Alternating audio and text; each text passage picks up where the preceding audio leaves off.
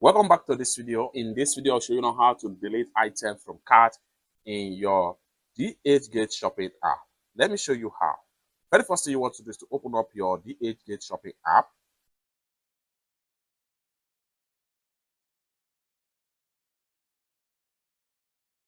Go ahead and open up your cart.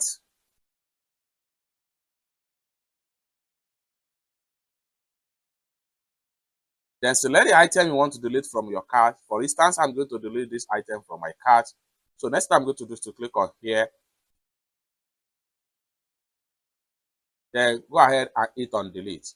However, we can swipe this way.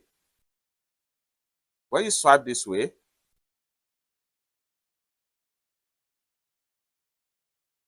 so when you swipe this way, then you have delete trash bin right here. Next thing you can do is to click on here and delete.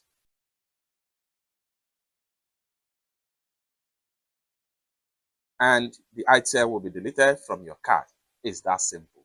For more tutorial about how you use your DHgate shopping app, consider to subscribe. Thank you so much for watching, and I hope to see you in my next video. Bye for now.